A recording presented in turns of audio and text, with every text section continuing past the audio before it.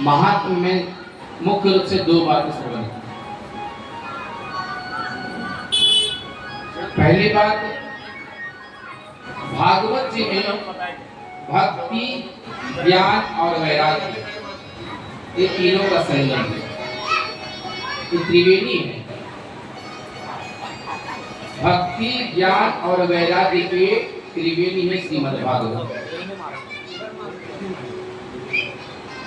जिसको ज्ञान नहीं है तो वैसे लोग अंधभक्ति करते हैं, उसी को हम अंधभक्त करते हैं। जो बिना जाने भक्ति किए जा रहा है, किसकी भक्ति करनी है, कैसे भक्ति करनी है, इससे उसको कोई मतलब नहीं है। जीवों में भेड़िया, भेड़ समझते हैं, भेड़ एक जीव है। भेड़ में जो सबसे प्रमुख भेड़ होता है सदस्य उसका, वो आगे आगे चलता है और सारे भेड़ उसके पीछे पीछे चलते हैं। उसको इसकी जानकारी नहीं है कि आगे वाला जा कहाँ रहा, और आगे वाला भेड़ जब गड्ढे में गिरता है तो पीछे वाले सारे भेड़ उसके साथ साथ गड्ढे में चले जाते। उसको पता नहीं कि जाना कहाँ है, जिधर आगे वाला जाएगा उधर हम चलेंगे। क्यों? कारण कि उसे ज्ञान नहीं कि हमें जाना किधर है। लेकिन भागवत जी में ऐसी बात नहीं।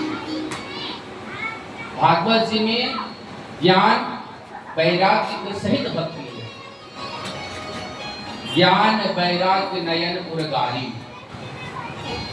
बाबा ने लिखे तुलसीदास में। ज्ञान वैराग्य क्या है? तो भक्ति के दो पुत्र हैं और माता ही पुत्र को जन्म देती है।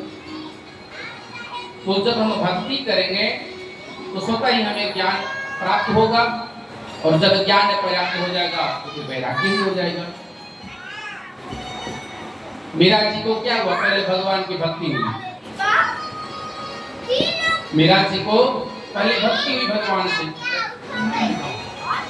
धीरे धीरे भक्ति मन को ज्ञान हो गया, मेरे तो गिरधर गोपाल।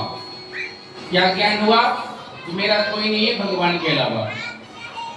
और फिर वैराग्य हो गया, दूसरों न कोई, ये तो वैराग्य है। मीरा जी उस समय कहते हैं जिस समय एक महिला को बिना पर्दे का घर से निकलना मुश्किल था, नहीं निकलती थी महिलाएं, पहले पर्दे में रहती थी। उस जमाने में मीरा जी कहती है, छाड़ दे कुल की कार ताकर भी कोई, संतन हिंग बैठ बैठ लोक लाज कोई, मेरे तो गिरधर गोपाल दूसरों न कोई। तो दूसरा कौन? बोलती है, तात मात बंधु भ्रात दूसरों न कोई।